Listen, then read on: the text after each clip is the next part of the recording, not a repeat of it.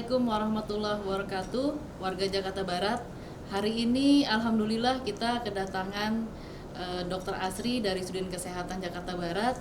Kita akan menanyakan sekitar tentang COVID-19. Selamat pagi Bu Asri. Selamat pagi Bu. Terima kasih udah hadir di ruangan PKK. Saya sebenarnya sih ingin menanyakan sedikit nih mengenai tentang COVID-19. Jadi kader PKK, warga Jakarta Barat, banyak yang menanyakan ke saya. Tapi kan bukan bidang saya nih Bu. Jadi saya ingin penjelasan dari Ibu mengenai COVID-19. Itu awal gejalanya seperti apa ya Dok ya? Jadi saya cerita dari awal ya Bu ya. Mungkin sudah. Corona adalah sejenis virus yang dapat menginfeksi hewan dan manusia. Apa saja gejalanya? Ia bisa menyebabkan penyakit di saluran pernafasan. Misalnya, demam lebih dari 38 derajat Celcius, kemudian ada batuk atau pilek, sakit tenggorokan, dan bahkan yang berat sampai sesak atau gangguan pernafasan. Terus itu cara penularannya gimana ya Dok ya?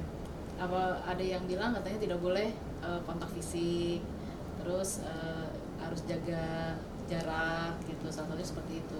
Itu sebenarnya seperti apa sih Dok? Ya, jadi memang penularannya itu adalah dari orang yang batuk. Makanya kita harus agak jauh nih Bu.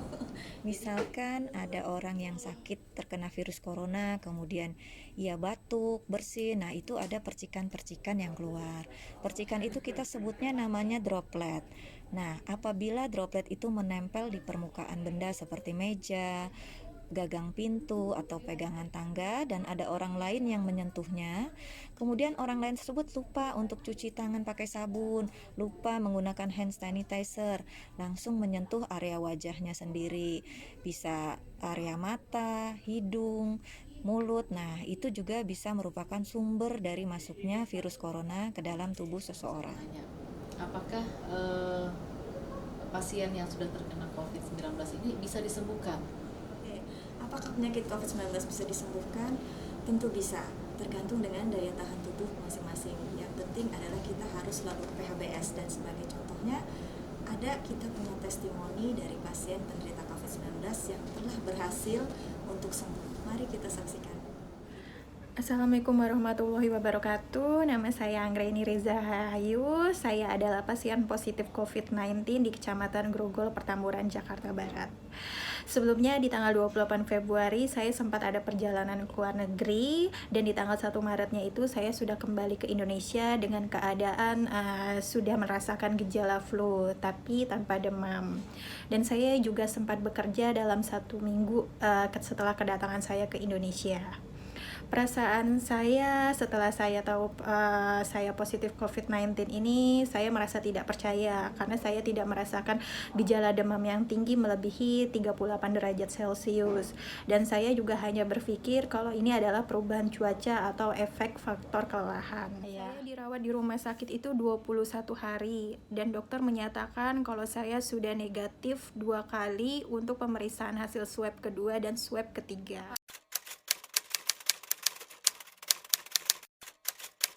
Sangat salut banget sama tim tenaga medis di sana, baik kecamatan ataupun baik yang di rumah sakit. Mereka selalu menyemangati seluruh pasien positif corona di sana, dan mereka juga selalu memberikan waktunya ketika kita membutuhkan.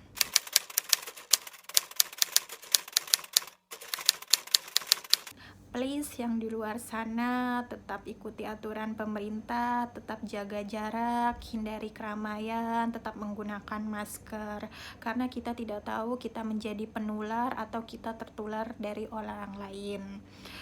Dan kita juga harus saling melindungi tim tenaga medis yang sedang berjuang di sana. Jadi saya mohon tetap ikuti aturan pemerintah, tetap jaga jarak dan hindari keramaian. Terima kasih.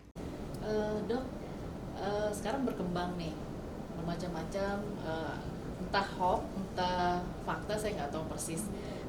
Jadi saya mau nanyakan ke dokter nih, katanya untuk mencegah COVID-19 ini mungkin dengan makan bawang putih gitu ya, katanya bisa mencegah COVID-19 atau dengan menyemprotkan alkohol ke badan kita gitu. Saya minta penjelasannya nih dok, supaya jangan simpang siur juga kita nih. Iya betul, karena sekarang banyak sekali beredar Bu ya, apalagi lewat WhatsApp grup ya Bu ya. Banyak sekali, wah ini saking itu, karena masyarakat saking pinginnya sembuh, saking pinginnya tidak terkena COVID, maka banyak sekali beredar. Kita bahas satu-satu ya Bu ya. Tadi mengenai bawang putih ya Bu. Oke, memang kalau bawang putih itu dari dulu, dari zaman nenek moyang kita Bu, secara tradisional memang di bawang putih itu ada zat untuk meredakan peradangan atau inflamasi. Nah itu Jenis antibiotik ya. ya bukan antibiotik tapi fungsinya bisa untuk meredakan peradangan. Itu memang sudah lama. Tapi untuk dikatakan bisa nggak sih, benar nggak bawang putih itu bisa mencegah COVID? Itu butuh penelitian lagi Bu. Gitu. Tapi tidak ada salahnya kalau memang mau mencoba, tapi tidak untuk dengan arti ini bisa mencegah atau menangkal COVID-19 gitu. Termasuk dengan tadi menyemprotkan alkohol ya Bu, alkohol ke baju, jadi ke alkohol, desinfektan ya Bu ya, yang sekarang ini juga lagi tren ya. Jadi desinfektan itu untuk membunuh kuman di permukaan benda ya Bu. Gitu. Kalau desinfektan itu antiseptiknya itu mengenai tubuh kita, itu justru bisa membahayakan, terutama kalau kenanya selaput lendir mata, masuk ke hidung, ke mulut, itu bisa terjadi iritasi. Jadi sebisa mungkin tetap tadi cuci tangan dengan pakai sabun, kalau tidak ada sarananya menggunakan hand sanitizer. Kalau kita minum suplemen gitu Ya, atau vitamin-vitamin, ya itu ini ya Bu ya, pertanyaan yang sering muncul. Apakah kalau kita mengkonsumsi suplemen atau vitamin C, E, D, sekarang booming zinc atau bahkan zinc itu bisa tidak terkena COVID gitu ya Bu ya. Hampir sama semuanya, intinya karena penyakit virus itu adalah tergantung dengan daya tahan tubuh imun seseorang. Jadi vitamin suplemen ini bisa meningkatkan imun, daya tahan tubuh seseorang apabila kita keadaannya memang sedang tidak sehat, sedang kurang sehat, kita konsumsi vitamin itu maka akan menambahkan daya tahan imun kita. Tapi bukan berarti juga bisa untuk mencegah atau untuk menghindar dari virus corona dengan secara langsung tidak, tapi secara tidak langsung dia bisa meningkatkan daya tahan tubuh kita. Tapi jangan khawatir juga, karena kan sekarang nih obat-obatnya mulai susah dicari Bu ya, vitaminnya. Jadi itu bisa didapatkan kalau kita makan gizi seimbang Bu. Jadi vitamin C banyak di buah-buahan, kemudian ada vitamin yang bisa kita dapatkan dari sayur, dari susu, dari keju, hati, daging dan sebagainya. Kalau memang kita bisa makan setiap hari dengan gizi seimbang, itu sudah cukup untuk meningkatkan daya tahan tubuh kita. baik, alhamdulillah kita sudah mendapatkan penjelasan dari Dokter Asri.